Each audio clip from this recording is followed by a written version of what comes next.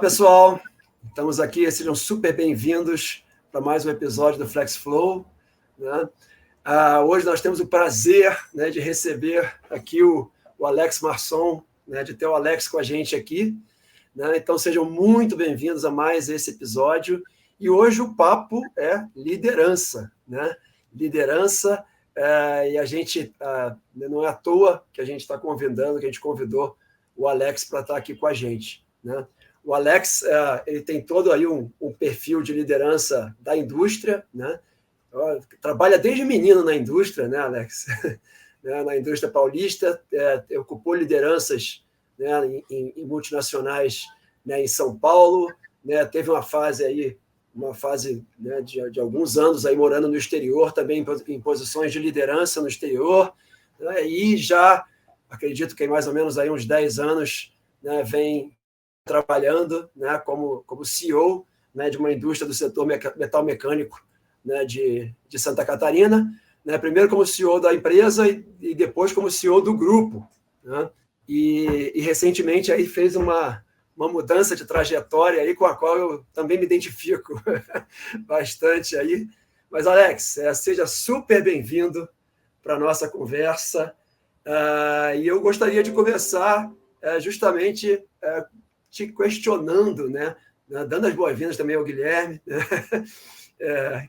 E te questionando um pouquinho, para você contar um pouquinho dessa tua trajetória, né? De como você chegou até aqui, né? E como que, né?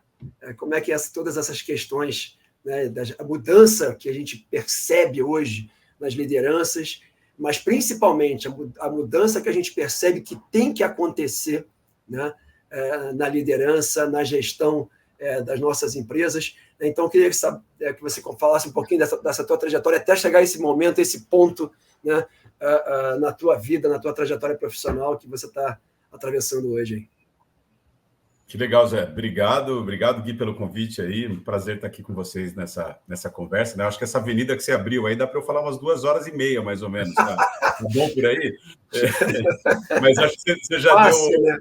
Já passou o panorama, já me ajudou com esse panorama geral aí, né, Zé? Eu realmente comecei menino mesmo na indústria, né? Eu sou de São Bernardo do Campo e cresci com aquele complexo industrial da Volkswagen ali às margens da Via Anchieta, né? Para quem conhece ali o caminho de São Paulo para o litoral, a gente anda por quilômetros ali naquela estrada acompanhando aquela fábrica onde eu fui trabalhar aos 14 anos, em 1987.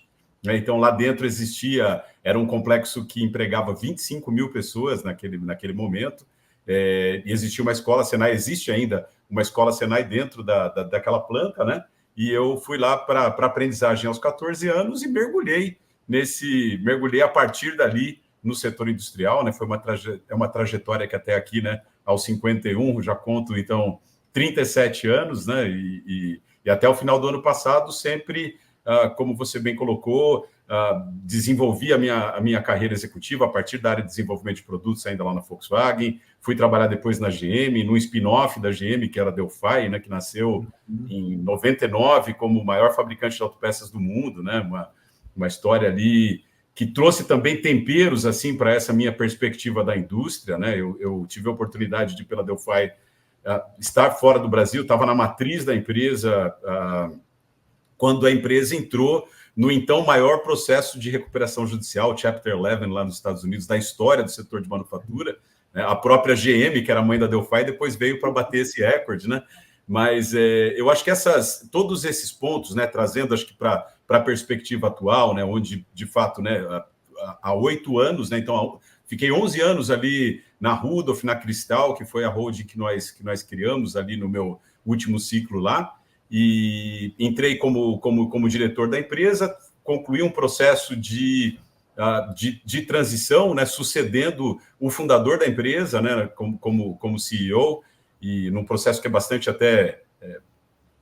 raro, até acho que dá para a gente dizer assim, né, de um processo de sucessão desse que durou 8 anos, né, quer dizer, até o final do ano passado eu estive, então, à frente, primeiro da Rudolph, que é a empresa que deu origem ao grupo, né, uma empresa de 50 anos, e depois, nos últimos 3 anos, então, o meu projeto foi justamente o de transformar uma holding patrimonial que já existia num veículo, de fato, de gestão estratégica, de reunião desses negócios, de aprofundar, principalmente, acho que esse é o fator ponte para a gente falar de liderança, de aprofundar a transformação cultural que foi a base de toda a transformação dos negócios que nós tivemos lá também, né?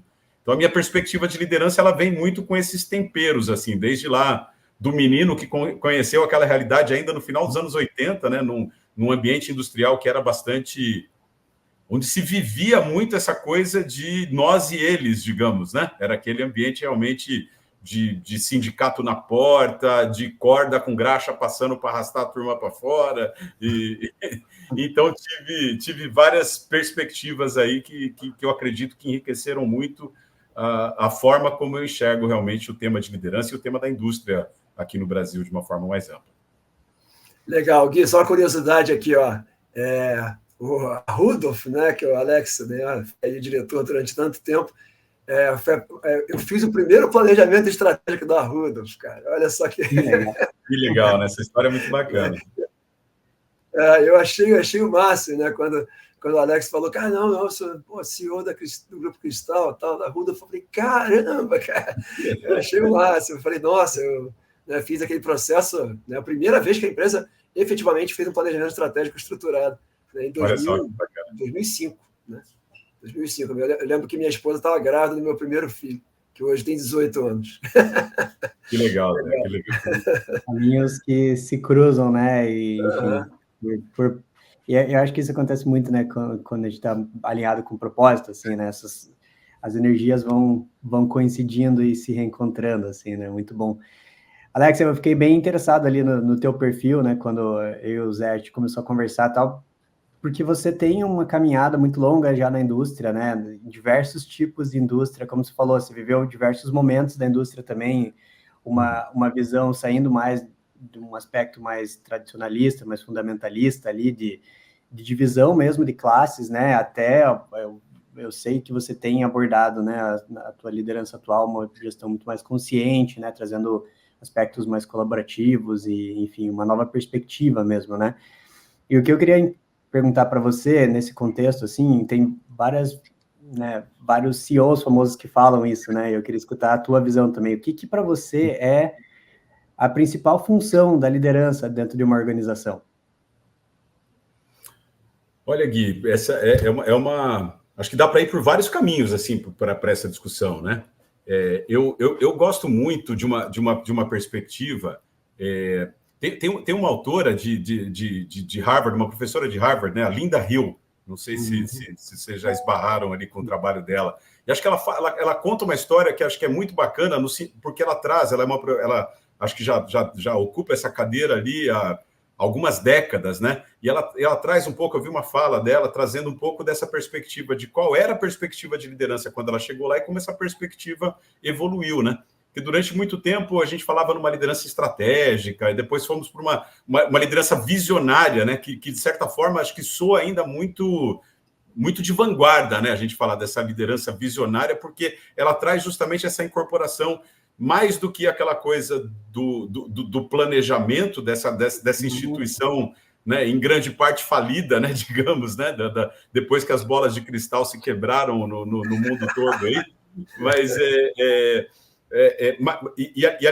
quando a gente fala nessa perspectiva de liderança visionária, a gente já traz um pouco mais dessa coisa do propósito, da gente se orientar realmente por algo que dê sentido àquilo que a gente está fazendo, né? Mas ainda numa perspectiva onde o líder tem esse papel de ser o cara que subiu na montanha e teve a visão, né? E eu acredito muito no que ela traz também ali como esse próximo passo da liderança, né? Que é essa liderança capaz de construir junto, né? Que é essa liderança capaz de ativar inteligência coletiva, de abrir espaços de cocriação, de esse líder que percebe que, no final das contas, ele não tem sozinho todas as respostas, né? Talvez esse seja um dos muitos, eu não vou nem falar dos principais, mas um dos muitos paradigmas para o qual a gente precisa olhar, que dá origem, por exemplo, a sintomas como, né, situações de burnout, crise de ansiedade, uma série de coisas que, quando a gente opera nesse ambiente,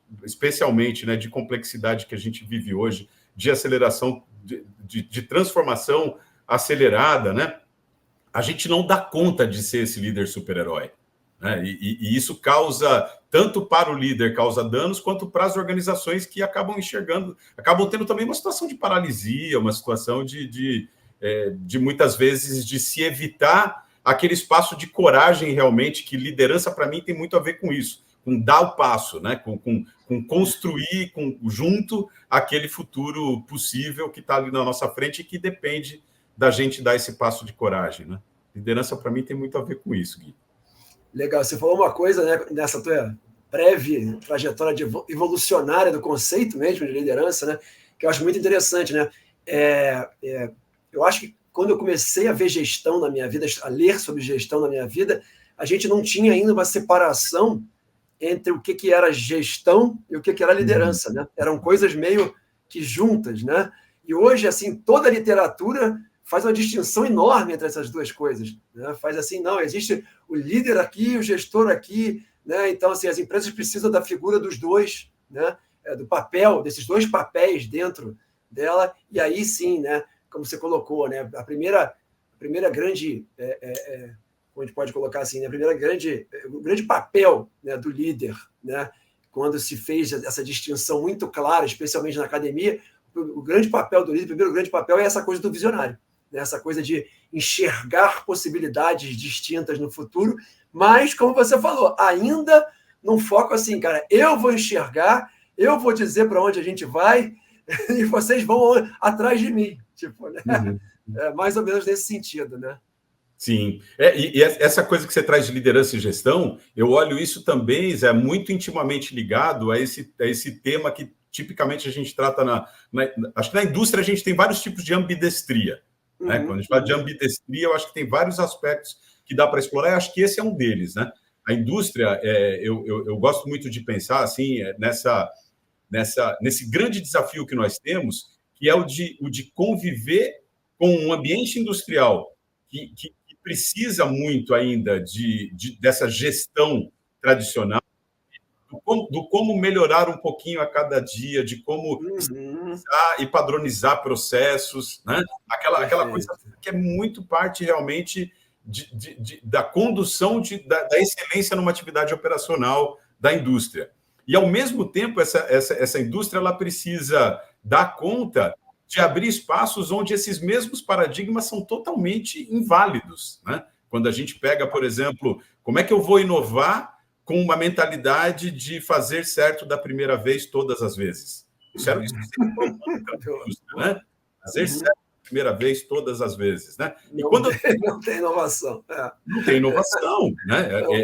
E liderar inovação é justamente você criar esse espaço de segurança para poder errar. Né? Então, assim, e ao mesmo tempo, o líder da indústria ele precisa estar dando conta daquele outro espaço onde aquele mantra continua sendo válido, mas aquelas mesmas pessoas elas precisam também perceber a coexistência desse outro universo. Né? Então, acho que é dos grandes dilemas aí, e isso se aplica a qualquer aspecto, né? Traz transformação digital. Como é que ela afeta o meu negócio atual? Como é que ela abre novas possibilidades de novos modelos de negócio, de coisas completamente diferentes daquilo que eu fazia numa ótica de geração de valor, onde a própria equação de valor se transformou, né?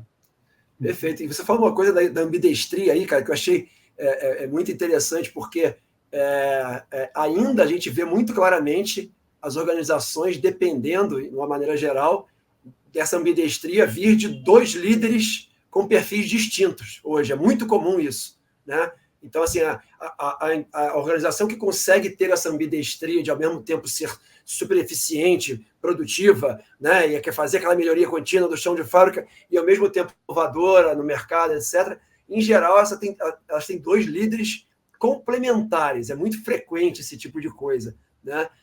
Ainda é muito raro você encontrar lideranças que consigam, em uma pessoa, conciliar a gestão e a liderança, vamos colocar assim, né, na definição que a gente colocou aqui, né? Isso é interessante, isso é um ponto bem interessante e super necessário.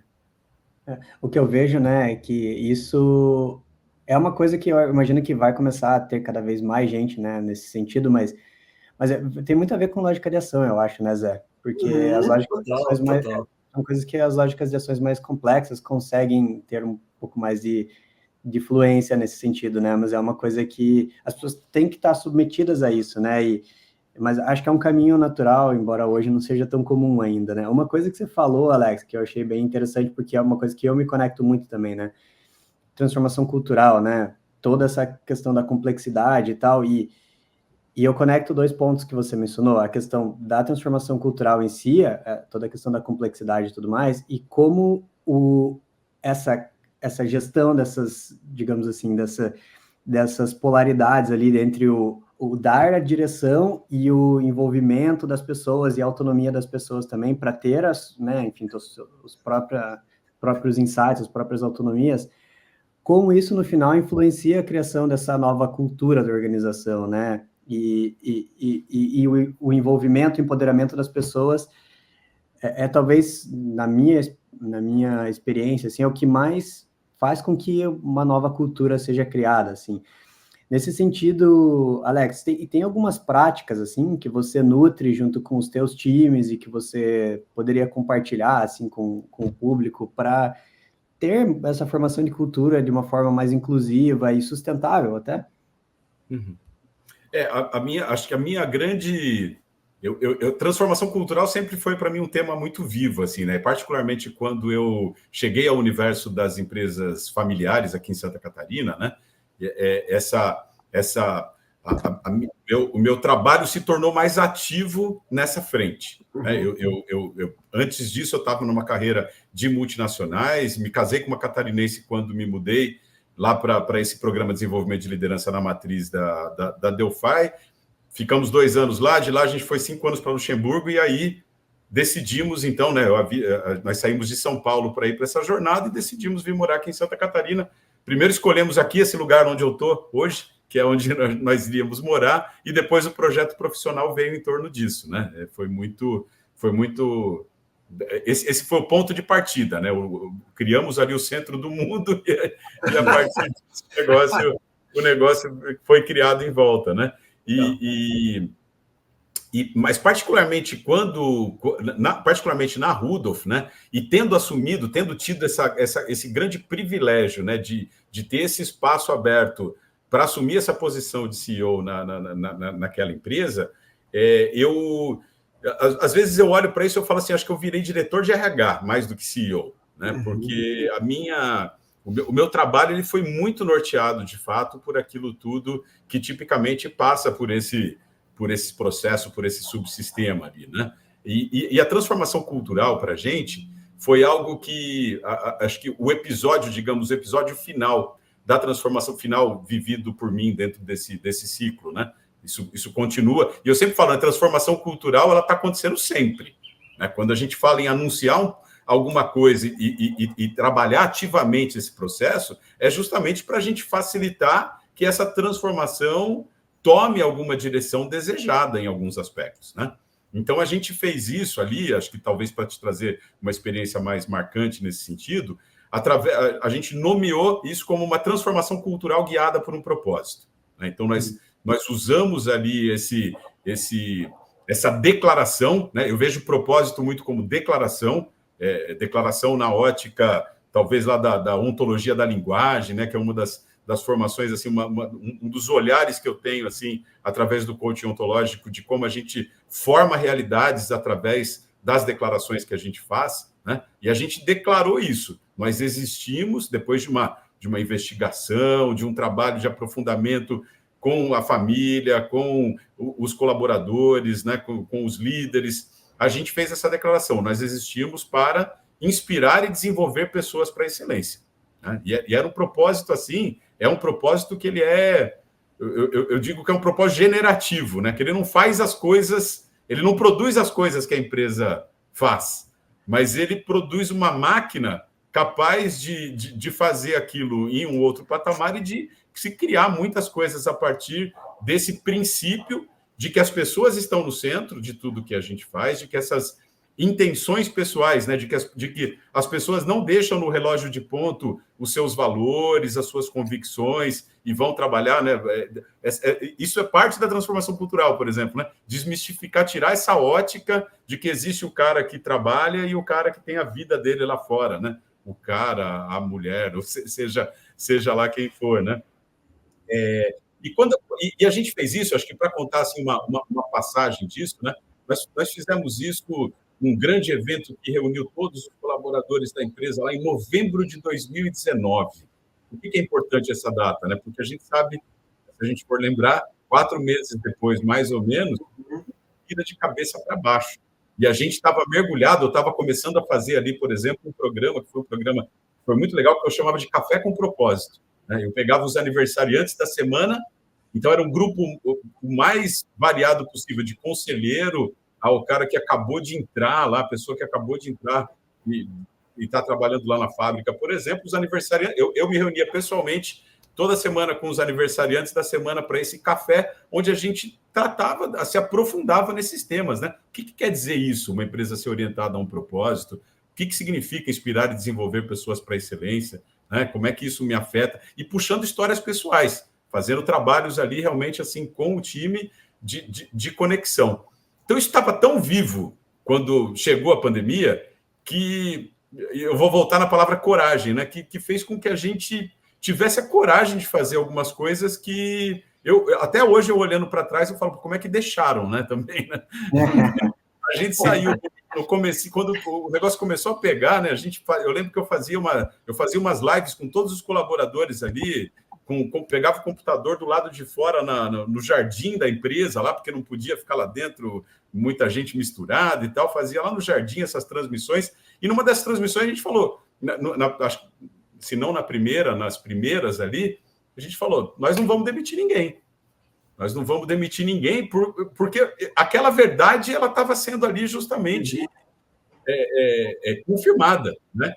E nós dissemos isso de uma forma que não foi assim, não vamos demitir ninguém por paternalismo, por termos uma posição de caixa tranquila para dar conta do que viesse. Não foi nada disso. Foi assim, ó, nós não vamos demitir ninguém porque nós acreditamos que juntos nós somos muito mais potentes para atravessar esse negócio. E nós precisamos que cada um venha para o jogo. Começamos ali, por exemplo, um programa de intraempreendedorismo, né, que deu origem à unidade de inovação, a HUP, lá na empresa, que até eu sair já tinha criado vários novos negócios, novas unidades de negócios, empresas que já tinham nascido disso ali, né? Então, assim, eu acho que transformação cultural tem muito a ver com isso, né? Tem muito a ver com liderança. Eu gosto muito da frase lá do Richard Barrett, né? Que ele fala assim, né? A cultura não muda, a organização não muda, o que mudam são os líderes, né? Que forjam a cultura. Então, para você mudar a cultura, ou os líderes mudam, ou você muda os líderes, né? Ele dá esse tapa na cara, assim, realmente. E esse trabalho ele acabou sendo muito voltado justamente a isso, né? A gente iniciou ali um programa de desenvolvimento de liderança muito, assim, intenso, usando técnicas, digamos, né, usando formatos bastante distintos daquilo que se faz normalmente. Então, por exemplo, num desses episódios, fui parar num sítio lá em Águas Mornas, ali na região de Florianópolis, lá com 35 líderes da empresa, desde supervisor de chão de fábrica até conselho, fazendo um mergulho, uma imersão durante um final de semana. Puxei muito para mim, de fato, quando eu falo, a minha transição, né? A minha transição ela foi muito suave. As pessoas falam, deixar de ser CEO para estar facilitando um IDX ali, que nem você falou, né, Guida, que a gente fez esse final de semana agora, um programa lá no Aviva, em Florianópolis, isso parece ser um salto, né? E para mim é um processo muito natural, porque eu já vinha vivendo isso muito como CEO também. E uma coisa que eu e o Zé, a gente sempre conversa aqui é o walk the talk, né? De fato, as pessoas que têm influência na organização viverem aquilo. Acho que esse exemplo que você deu foi perfeito nesse sentido, né? Nosso propósito é esse, a gente acredita tanto nisso que mesmo no momento de crise, que a gente sabe que é normal que a gente pessoalmente, as organizações também, acabem descendo o nível de consciência ali, né? E não, a gente vai seguir e vai fazer. Isso, de fato, cria uma cultura que é sustentável, porque as pessoas veem que mesmo no momento de dificuldade, a gente se manteve firme no que a gente acredita como grupo. Então, sim, muito legal. Obrigado por ter compartilhado esse exemplo. Acho que enriquece muito. Assim. Acho que só pegando nesse ponto, né, Gui, para fazer uma amarração que talvez seja importante, né? Quando você usou, por exemplo, a questão de lógica de ação, tudo isso. Quando a gente faz isso, é muito importante a gente lembrar também que eu preciso ter integrado as anteriores. Né? Esse movimento ele poderia ser um movimento, como é que eu posso dizer, um movimento inconsequente, digamos, né? E, de fato, a gente precisou contar com coisas que vieram depois, como, por exemplo, os mecanismos que tiveram de redução de jornada, tivemos que usar um monte de coisa, porque ali a cadeia automotiva foi uma cadeia super afetada, assim, né,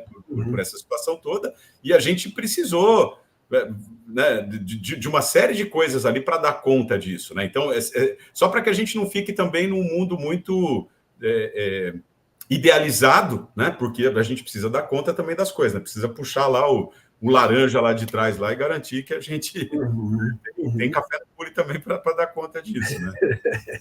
Com certeza, com certeza. Eu acho que esse, às vezes, é um ponto que a gente tem muita dificuldade de encontrar, assim, tanto...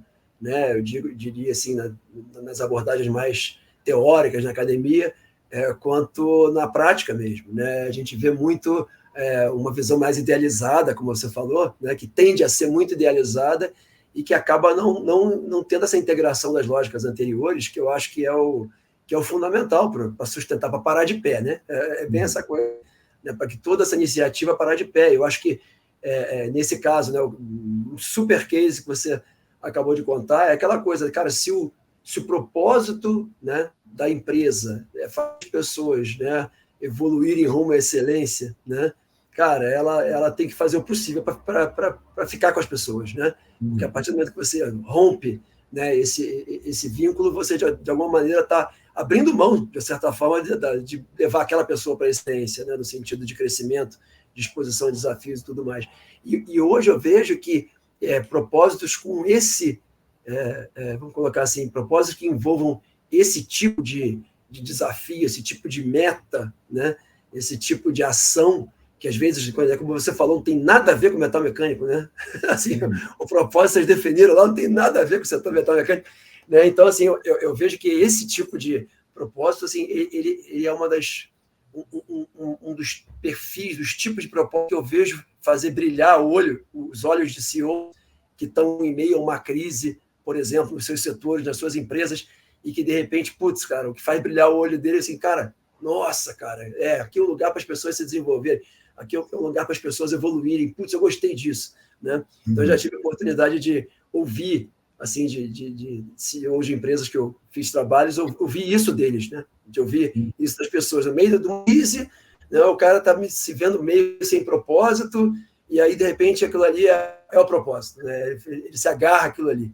Né? Nossa, temos uma missão super nobre, né? Que é fazer... A nossa empresa é o local onde as pessoas vêm aqui para evoluírem, né? Para enfrentarem desafios que vão, né, empurrá-las para um lugar mais alto, né? Empurrá-las para uma competência maior, né? Para um conhecimento maior. Eu acho que esse é um ponto bem legal. Eu acredito que é a única coisa capaz de engajar pessoas de verdade, né? A gente vive, né? E eu sei que você gosta também de gestão industrial e tudo isso, e a gente fala lá, por exemplo, dos 7 desperdícios do Lean, né? Do sistema de manufatura enxuta, né? E eu acredito que são 7 mais 1, né? O 1 é o 0, na verdade, assim, é o fundamental, que é o desperdício de potencial humano, né, cara? A gente tem ali, a Gallup tem uma pesquisa de engajamento que publica anualmente resultados assim que dão conta de, tipo, 80% das pessoas estão assistindo ou estão remando contra, né? 20% de engajamento é uma coisa assim que é uma falência do sistema atual, né? Quer dizer, a gente dá conta desse...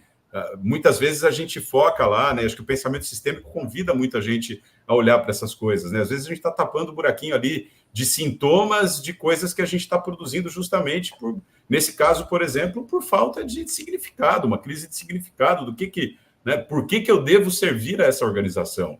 E às vezes tem coisas muito nobres sendo colocadas ali que ficam perdidas nesse sentido, né? Eu acredito muito que a única coisa capaz de dar conta disso é justamente a gente se perceber num espaço de significado, de construção de significado comum para todo o time, né? E eu acho muito interessante, né? Como ter consciência disso e ter esse propósito muito bem ancorado, no fundo, cria, né, um ciclo muito positivo ali. No caso de vocês, né? O propósito era gerar esse ciclo de excelência ali com as pessoas. E no fundo, foi o que geriu a ação de vocês. E beleza, né? A gente não vai demitir ninguém, mas a gente vai gerar um contexto diferente para as pessoas. A gente traz um desafio para as pessoas, que no final das contas, o que esse desafio vai fazer? Com que as pessoas continuem se desenvolvendo, né? E, claro, mantenha a responsabilidade financeira da organização. Uhum. Então, é muito interessante como o propósito, no final das contas, tem uma frase que eu já escutei algumas vezes e eu me conecto muito, que é o propósito, no fundo, ele é o grande líder dos processos, assim, né? O grande líder das intervenções. A gente tem um propósito muito bem ancorado, ele vai gerar uma mudança sistêmica, que as pessoas vão se conectar, porque no fundo vai ser benéfico para elas e vai fazer com que, no caso de vocês, né, como o propósito ficou muito claro, que não era um propósito também limitante, né, a um mercado, a alguma coisa específica, que gere um ciclo positivo. Uma coisa que a gente conversou recentemente com o Kaká, não sei se teve a oportunidade de conhecer ele no grupo da Meta Integral, ele também é um cara envolvido com a Xi. E a gente conversou com ele faz algumas semanas, e uma das coisas que ele falou é, ele é uma pessoa que tem muita orientação para o futuro, assim, né? Ele traz muita visão sobre tendências do futuro. E ele fala que existe uma possibilidade meio catastrófica, que eu acho que a gente vê na mídia todos os dias, que a liderança está falida, que o sistema está falido e metacrise e tudo mais, né? Que acho que é uma coisa que está um pouco mais nichada, mas mesmo assim está sendo muito falado, né? E que é uma possibilidade real. E existe um outro lado também que tem emergido, que é organizações que veem a própria organização como um container de evolução coletiva e evolução individual das pessoas. Uhum. E eu acho que tem tudo a ver com o que você está trazendo. O ponto que eu queria que a gente refletisse e escutar um pouco de você, Alex, é o quão importante é todo esse trabalho, né, que eu sei que você está envolvido, dessa liderança consciente dentro desse processo, para gerar esse movimento também, sabe? Para entender que as organizações são um contexto de desenvolvimento individual e coletivo e até visando um bem comum social, enfim, num âmbito maior, assim, né? Como que você vê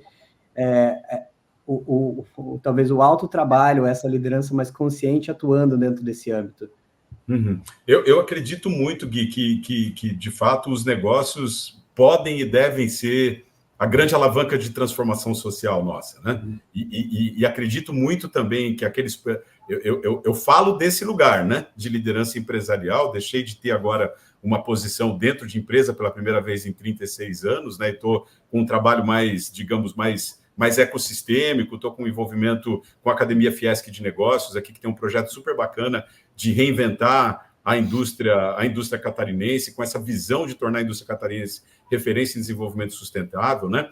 E falando desse lugar de liderança empresarial, eu preciso chamar para mim, né, nós líderes empresariais, precisamos chamar para a gente essa responsabilidade, muito mais do que esperar que essa solução venha de governo, que venha disso, que venha daquilo. Todos têm um papel, né? Não quer dizer que a gente não tenha que também ter condições, em muitos aspectos, melhores do que as condições que temos hoje para fazer esses avanços, né? Mas quando a gente olha, até mesmo se for olhar para números, por exemplo, do que são hoje números de receita de empresas que globalmente são maiores do que PIBs de muitos países e coisa desse tipo, até da perspectiva econômica, a gente percebe muito o tamanho da importância de se transformar essa perspectiva das organizações, das empresas, com relação ao seu papel.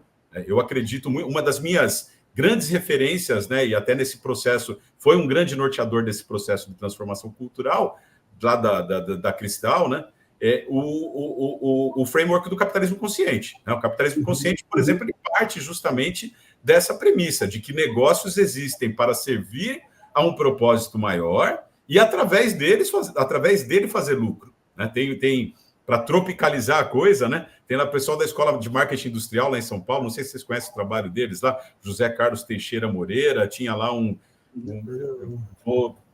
perdi agora o nome do professor que escreveu um livro lá, que era do time deles lá, já falecido, e que ele falava alguma coisa do tipo que o lucro é a justa paga da sociedade por um acho que para a gente traduzir em palavras aqui assim nossas, né, pelo valor gerado, né, para alguma coisa. Quando eu resolvo o problema de alguém, quando eu trago alguma coisa positiva para alguém, o lucro é a forma de a gente receber aplauso, né, de alguma coisa, é o lucro aplaudido, eles usam esse termo lá, né?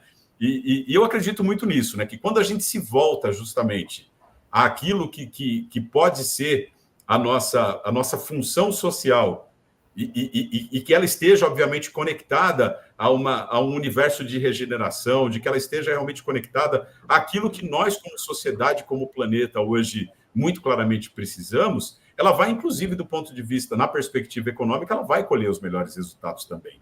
Isso é evidenciado em pesquisas globalmente. Aqui no Brasil, né, tem a Humanizadas, que já é uma pesquisa que já está rodando há bastante tempo, foi produto de uma tese de doutorado lá do Sparo, lá na Escola de Engenharia em São Carlos, né? E que mostra essa correlação muito claramente, quando ele compara os resultados das empresas humanizadas, né? Vamos colocar isso entre aspas, de como é que foi isso categorizado lá, através desses pilares de propósito maior, integração dos stakeholders, liderança consciente e cultura consciente. Essa correlação com resultados econômicos ela existe. Essas empresas produzem resultados acima da média dos setores onde elas operam, né? E acho que para misturar um pouco, né, para botar um pouquinho mais de tempero nesse caldo, a reflexão que se tornou muito importante para mim foi assim, né? Poxa, tem lá o pilar de liderança consciente, né? Mas ainda numa coisa que a gente chama lá dentro do capitalismo consciente de capitalismo consciente. Né? Tem um olhar hoje muito crítico, assim, de falar, cara, capitalismo consciente não existe. O que existe são pessoas conscientes, nesse momento, operando num sistema de trocas capitalista. Não foi na mão invisível do mercado que a gente botou consciência, né? Então, assim, e foi isso que me levou muito, acho que mais recentemente, a me conectar muito com essa tese de transformação dos Inner Development Goals, dos Objetivos de Desenvolvimento Interior, que é algo que a gente pode falar também a respeito, e que eu acredito que está realmente no centro da transformação que a gente precisa promover no mundo, né? Legal.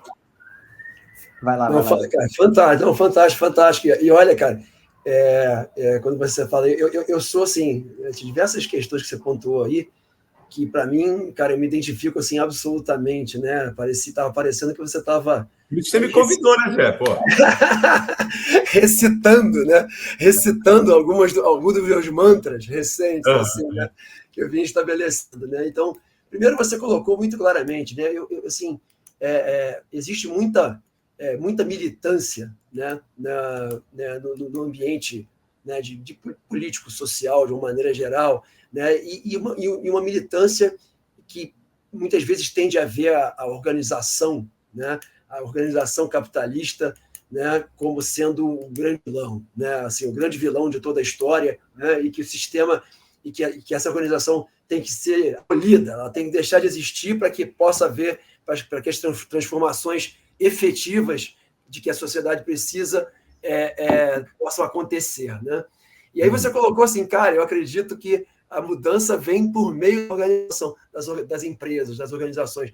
Cara, e eu assim, compacto totalmente disso, com essa tua fala, né?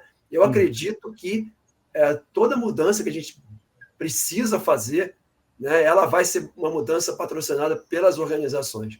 Logicamente que não vão ser as organizações totalmente focadas só em lucro e resultado para o acionista, e nessa mentalidade, né, nessa lógica mais, né, ativa, laranja, o que seja, né, não vão ser essas organizações, né, com essa mentalidade, mas sim, né, serão essas empresas que estão aí que vão evoluir. E aí quando a gente fala que a empresa é como sendo um local para as pessoas crescerem, para as pessoas evoluírem, aí a lógica fecha, quer dizer, a empresa gerar desafios de crescimento para que as pessoas desenvolvam formas, né, mais complexas de pensar e lógicas de ação mais complexas, e aí passam a ter cada vez mais uma perspectiva mais ampla em relação à situação, e essas pessoas, quando chegarem em posições de liderança, à medida que vão chegando em posições de liderança, possam liderar de forma mais consciente, né? Eu acho que esse vamos dizer assim, né, seria a lógica, né, de entrada né, e de mudança da sociedade de uma maneira geral. Então, a gente vê uma lógica que não implica em nenhum tipo de ruptura, né, no sentido de que, não, temos que combater a organização capitalista. Né? Então, essa organização ela tende a ter uma transição meio que natural, né? Lógico, mas a gente tem que fazer muita força. E aí os IDGs, eles encaixam em tudo, porque a mudança é de cada um, né? A mudança é dentro da consciência de cada um. E todos os esforços que a gente viu até agora, principalmente quando a gente fala de meio ambiente, por exemplo, né, até os IDGs, a gente sempre via essa coisa muito de fora, né, para dentro. Quer dizer, não, assim, vamos mudar a lei, bota uma lei mais rígida, vamos criar um sistema, um mercado de carbono, vamos fazer... E assim, o que a gente está vendo é que nada disso funcionou, né? Assim, muito pontual, né? E muito limitado o alcance de tudo isso. E aí sim, porque as pessoas veem, não, na verdade o que precisa mudar é a consciência. Se as pessoas que nas empresas conseguirem estar numa posição, num lugar, né, de enxergar esse mundo onde, né, elas operam, né, esse setor, esse ambiente no qual elas operam, a partir de uma perspectiva mais complexa, a partir de um nível de consciência, de uma lógica de ação mais complexa, as coisas começam a mudar, efetivamente. Né? Então, assim, por isso que eu acho que o IDG fecha totalmente com o que eu penso mesmo de mudança no sentido aí, né, socioambiental, por exemplo. Né? Eu acho que essa é a forma de realmente conseguir algo efetivo. Né? Sim, e acho que até, desculpa, Gui, eu te passo a bola, mas só para pegar num ponto que o Zé comentou, eu acho que no final das contas, né, Zé, é aquela coisa de substituir o ou pelo e, né? Eu acho que implica sim em uma revolução, né? Talvez não seja daquela forma. As organizações, quem sabe, elas podem continuar ao centro disso, né? Elas não precisam ser destruídas, combatidas, como você colocou, né? Mas elas precisam sim ser reinventadas. Sim, né? total. A gente vê isso até sendo assumido, por exemplo, a própria Academia Fiesc de Negócios, como eu falei, tem esse propósito de reinventar. Né? São palavras ousadas assim para esse tipo de ambiente que a gente já consegue perceber que elas encontram espaço por essa clareza que se tem, de forma geral, no sistema, de que a gente precisa de novos modelos para dar conta da complexidade do mundo, né? Perfeito, perfeito.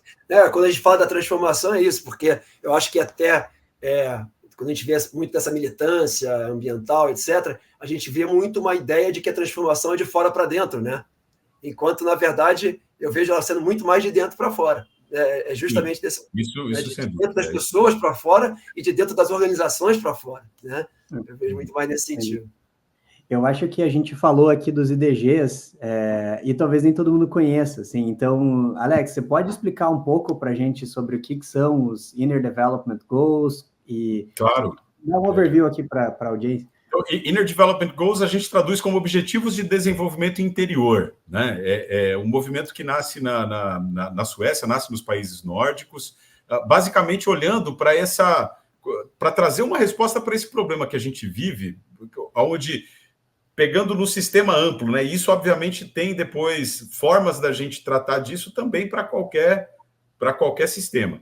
Né? Mas quando a gente pega como humanidade, né, a gente vive uma situação onde, em 2015, todos os países lá se juntaram, a gente saiu lá com a Agenda 2030, com os 17 Objetivos de Desenvolvimento Sustentável, e a gente não está dando conta de produzir aquilo. Metade do caminho já foi, estamos andando de lado, estamos andando para trás, né, não está dando certo esse negócio. Né? E a tese dos IDGs é justamente de olhar para isso de uma perspectiva, dessa perspectiva que o Zé estava trazendo, de que não está dando porque sem a gente fazer uma transformação interna nas pessoas, os resultados que a gente vai continuar a produzir vão ser os mesmos, né? Ninguém acorda de manhã para falar, eu quero gerar pobreza, eu quero gerar desigualdades, né?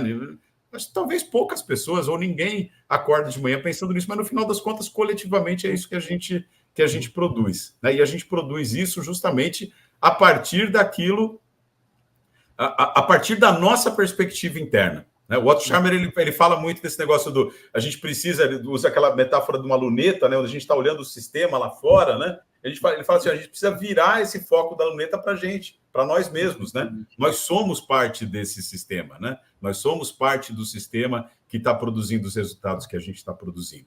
Então, os IDGs é um movimento que se apoia, então, em uma história muito bacana, né, que é contada num livro que se chama The Nordic Secret, né, que fala desse segredo dos países nórdicos lá, de como eles fizeram a transição durante a Revolução Industrial original, de deixarem de uma situação onde eles eram países pobres, eram países fundamentalistas, eram países que nenhum de nós ia querer morar lá, tanto é que 20% da população economicamente ativa da Suécia imigrou para os Estados Unidos durante esse período ali, que vem logo antes da virada do século passado, né?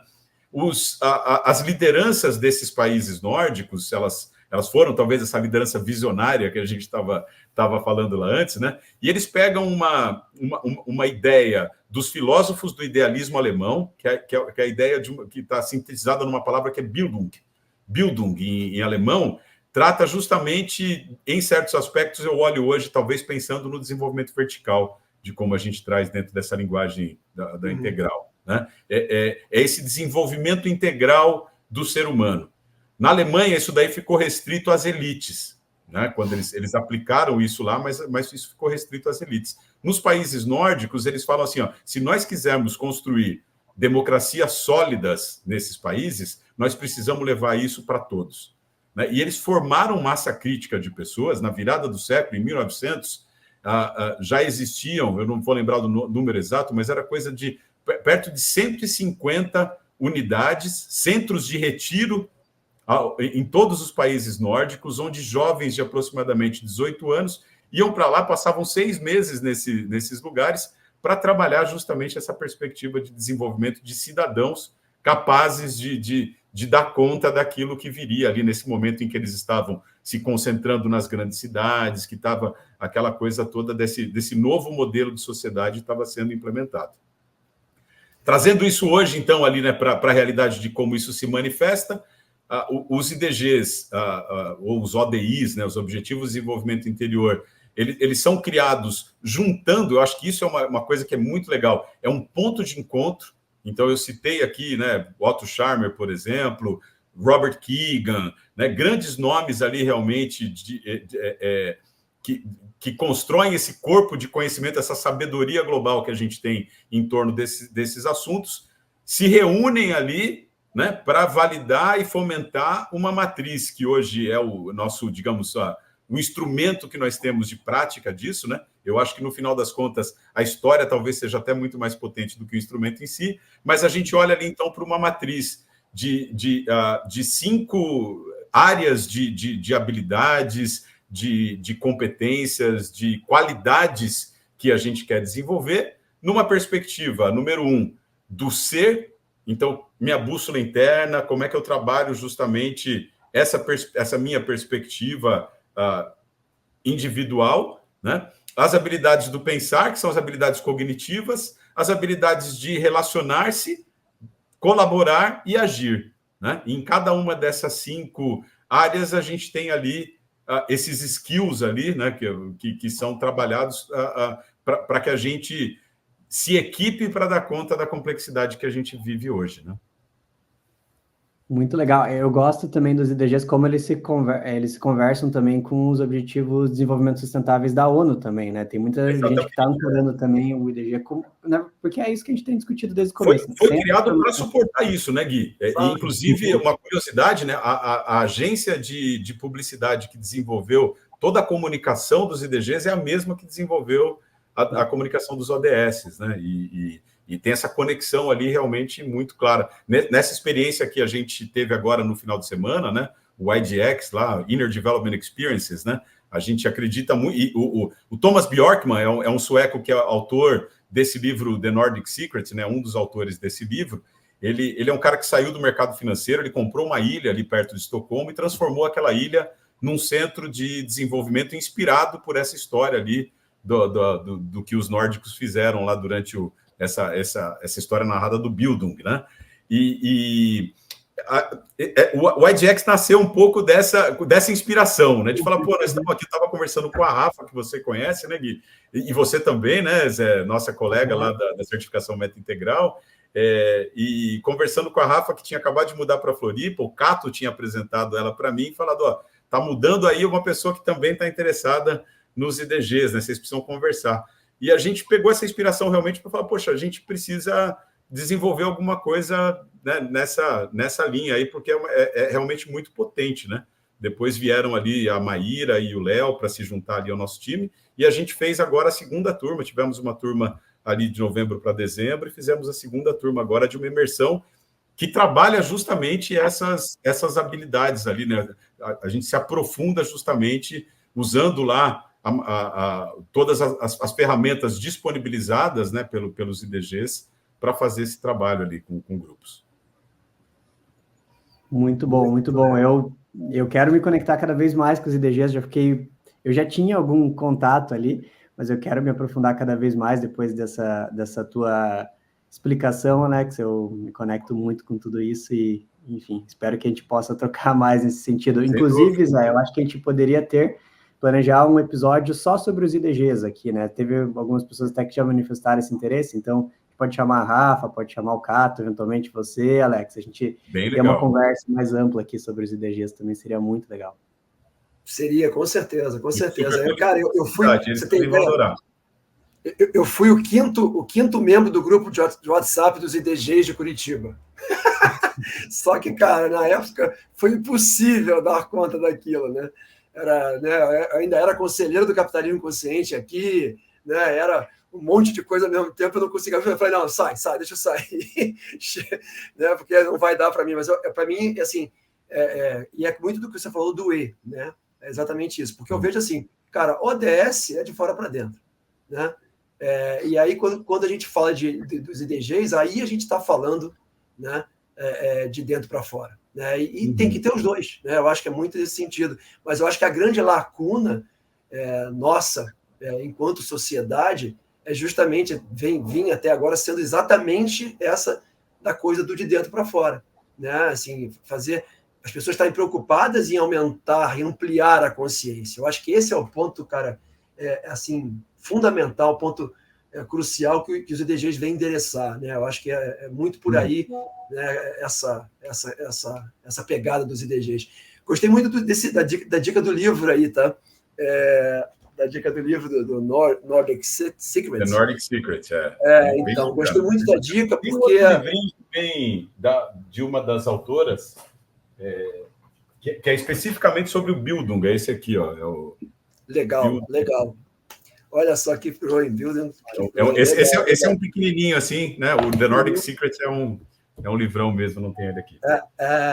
Eu sou assim, cara, encantado com a cultura nórdica, né?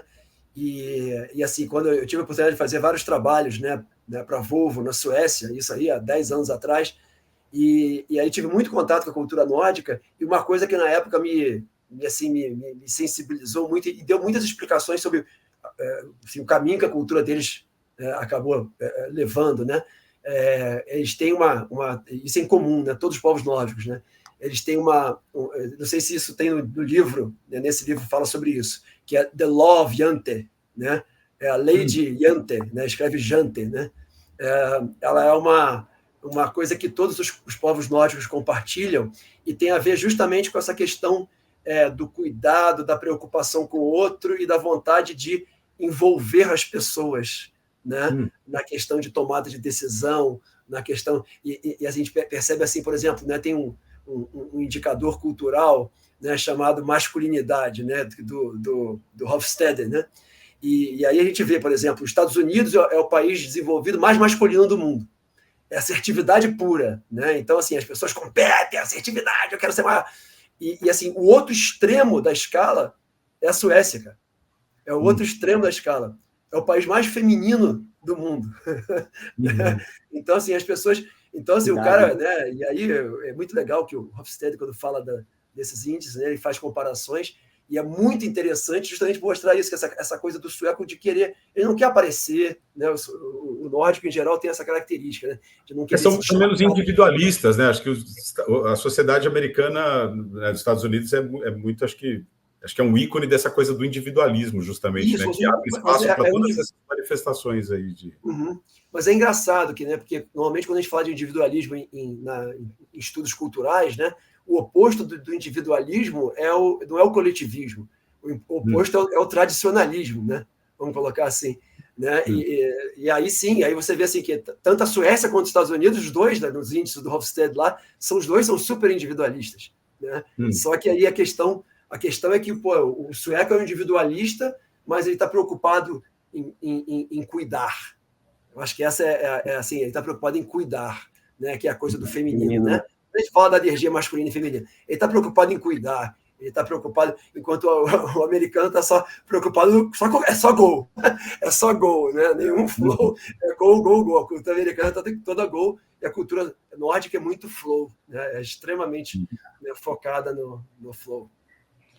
Eu tenho o privilégio, né? Eu trabalho numa empresa norueguesa já há quase 20 anos, assim. E para mim é muito simbólico isso mesmo, tudo isso que vocês falaram, assim, porque eu vou citar um exemplo aqui de uma situação até que foi engraçada. A gente estava avaliando um programa de reconhecimento global. E aí, quando a gente começou a conversar com o pessoal da Noruega, a gente entendeu que eles odiavam ser reconhecidos individualmente. Uhum. Eles não gostavam do spotlight, sabe? E eles Exatamente. gostavam, não, eu gosto que se for reconhecer, vamos reconhecer toda a minha equipe. Entendendo que aquilo, na verdade, aquele resultado foi um resultado sistêmico, sabe? Então, tem a ver também com lógica de ação, assim, né? Como que eles conseguem entender um contexto maior, assim, né? De fato, eu acho que tem muitas inspirações que vêm do povo nórdico mesmo, né? Bom, Alex, a gente tem visto também que tem acontecido movimentos bem importantes na indústria mesmo, né? E você está sendo bem protagonista, junto, especialmente da indústria de Santa Catarina, assim, né? A gente falou dessa questão da responsabilização e a indústria começar essa transformação de dentro mesmo, né? O que você vê, assim, desses movimentos? Como que você pode trazer essa, de uma forma acessível, assim, para o público, isso que tem acontecido e como que você avalia esses movimentos, assim, uma tendência de futuro também nesse sentido? Bacana. A gente vive, né, na indústria globalmente um momento também de muita transformação em vários aspectos, né? A gente, se a gente for olhar, por exemplo, para tudo aquilo que se manifestou ali a partir da pandemia, com a clareza que nós desenvolvemos, que a gente não pode, nós, mundo ocidental, digamos, né? Não podemos ser dependentes da Ásia para o fornecimento de tudo aquilo que a gente tem de manufaturado. Paralelamente, a gente vive, né, esse momento de transição energética, de descarbonização, de transformação tecnológica em um patamar, né, talvez nunca antes visto do ponto de vista de aceleração, de adoção e de desenvolvimento de tecnologias ali. E o Brasil encontra essa realidade nesse momento em uma situação onde, se a gente pegar esse range em que eu atuei na indústria, né, os últimos 35 anos ali, né, nós fomos, nesse período, o país no mundo que mais se desindustrializou. O que quer dizer isso? Né? Foi onde a indústria de transformação mais perdeu participação no PIB. Né? Então, nós temos o setor de mineração, o setor primário, o setor de agricultura, né? O setor agropecuário brasileiro, obviamente, deslanchando de forma espetacular, né? O que é positivo em vários aspectos, né? Contanto, é claro, que a gente dê conta de sustentar todo esse crescimento dentro de uma lógica de regeneração, dentro de uma lógica que tenha um futuro que seja sustentável em todos os aspectos, né?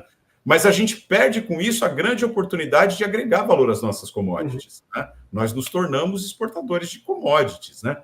Tem um colega nosso da CMI, o Gilson, lá, que ele tem uma frasinha muito bacana, um questionamento muito bacana que ele traz. Ele fala assim: vocês já comeram soja? Você bota soja no prato, grão de soja no prato? Né? Não, os alimentos produzidos a partir da soja é o que vão, eventualmente, para os nossos pratos. Né? Mas a gente agrega valor a essas commodities em outros lugares. E a gente precisa reverter, obviamente, esse quadro. E temos na nossa frente, talvez, o que pode ser uma grande janela de oportunidades para isso.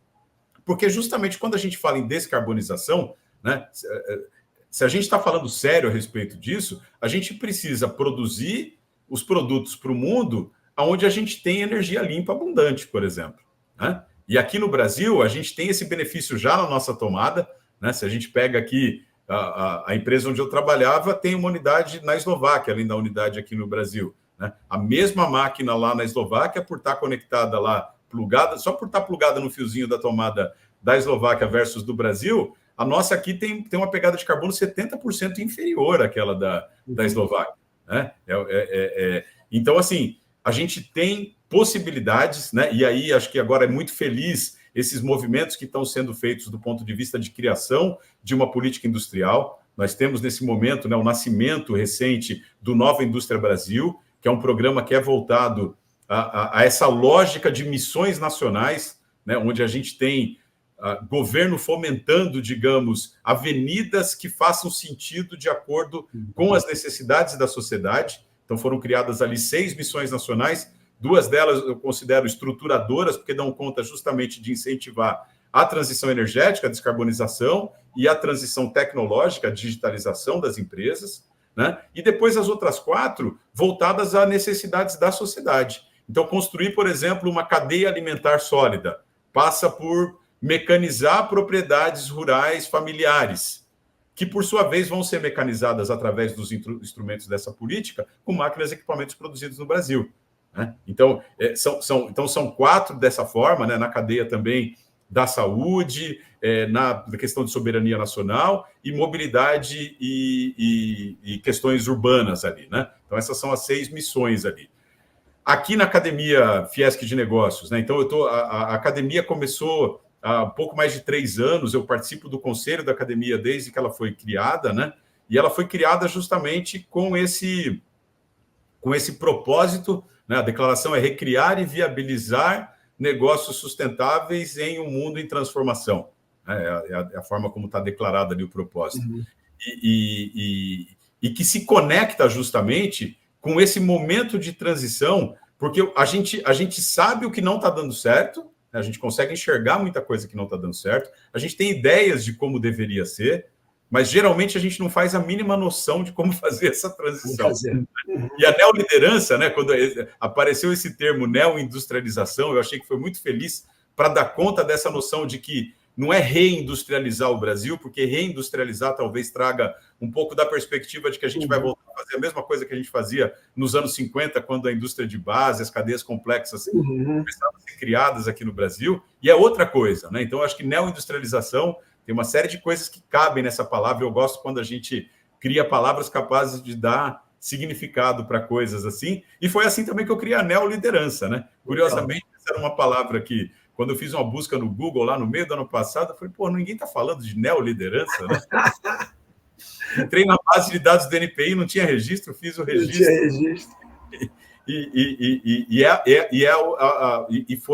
E é a marca, digamos assim, daquilo que abriga também aquilo que eu acredito com relação ao que a gente precisa para fazer essa transição, né? De como a liderança, nesse caso, por exemplo, a liderança industrial de uma forma mais conectada diretamente a esse quadro que eu descrevi, isso não cabe só ali, obviamente, né? Mas do que ela precisa justamente para a gente conseguir dar esse salto aí que a gente precisa dar. Né? Excelente. Eu acho que fico muito feliz de saber sobre esses movimentos, assim, como tudo isso no final está conectado com todos os pontos que a gente falou aqui, né? A transformação individual que afeta a transformação da indústria, que traz também um impacto social, ambiental, enfim, dentro de todos os âmbitos, assim, né? Alex, acho que a gente podia falar aqui tranquilamente mais 1, 2 horas aqui, mas eu queria, né, agradecer pela tua disponibilidade, por fazer parte desse bate-papo aqui, foi extremamente enriquecedor para mim, com certeza também vai ser para o nosso público, então, muito obrigado, de volta, e a gente com certeza vai abrir outros momentos aqui, seria muito legal que você fizesse parte dessas novas conversas também, já sinta-se convidado. Muito legal, Gui, obrigado pelo convite, já ouvi mais um convite aí, que volto para falar então dos IDGs aí com os meus colegas. Isso aí, a gente monta um episódio só de IDGs aí, que eu acho que vai ser muito legal, e tem tudo a ver com a nossa pegada aqui. Mas assim, bem bacana. Super obrigado por ter vindo, e principalmente obrigado pelo flow, né? A gente fluiu de maneira muito legal aqui. Legal mesmo. Legal, Zé. Obrigado, cara. Valeu, gente. Um abraço. Gente, até a próxima. Um abraço. Obrigado.